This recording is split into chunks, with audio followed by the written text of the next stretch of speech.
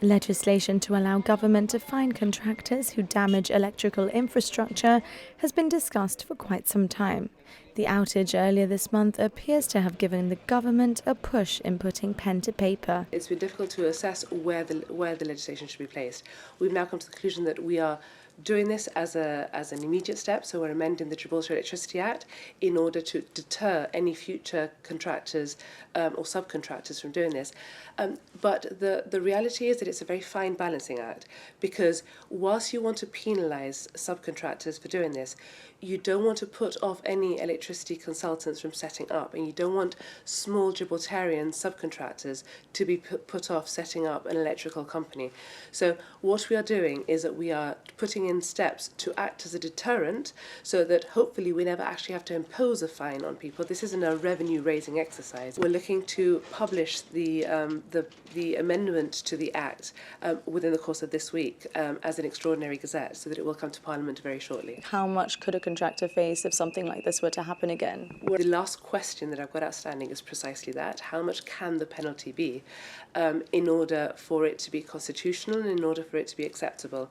So we're looking at a significant figure, but I wouldn't like to put a figure on that just yet. Plans are also in motion to review the service clearance regime. A settlement of £130,900 has been agreed between SDE Limited and the government following this month's power cut. The Utilities Minister told GBC that figure is an exact breakdown of the costs incurred by the Electricity Authority. Gemma Arias Vasquez confirmed the government will not profit from the settlement. It's not clear whether the payment comes directly from the company or through insurance. SDE Limited has not accepted liability. The GEA was going to bring a claim against SDE Limited, so we sat down and we negotiated, and given that they accepted to pay the amount which we thought we would be able to recover, we settled before actually going to court, and thereby saved us the expense of lawyers, etc. Do you think if you had pushed to have them admit their liability in this instance, that could have paved the way for some businesses to perhaps make a claim on what they say they've lost out on? The difference is that the GEA is able to quantify exactly what the damage was. So the damage is exactly the damage to the cable, the overtime expenditure, etc. The figure for a business would be in terms of the pure economic loss of what the business would have been able to sell, for example. So it's harder for a business, it's a couple of steps removed, as it were. Whether or not liability is accepted, it's harder for the business to recover the costs, whereas the GEA can actually say, this is exactly the bill. At the time of the works and the subsequent power cut, SDE Limited did not have an active business licence. So, who authorised a company without one to carry out the works?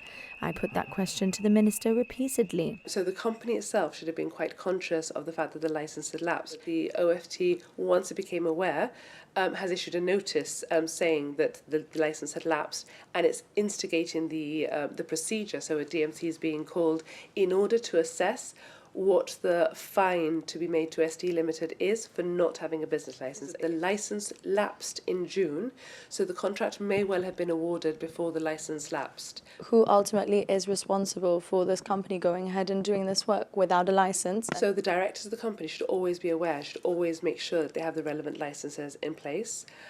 If they don't, they face a fine. But someone should be checking that before they do work. Someone should be checking that, and the OFT is on top of that. What could have happened here, as I said, it's an independent party that awarded the contract. It may have awarded the contract whilst it still had a licence in place. So I'm unclear about exactly when that happened. So there's a deterrent in place, but there's not someone overseeing and checking this before the works are carried out. There is. So, as I've said, the OFT are regularly carrying out checks. They've been carrying out checks at the frontier. They've been carrying out checks at different places. So ultimately, is it the OFT's responsibility that this went ahead without them having the right active licence?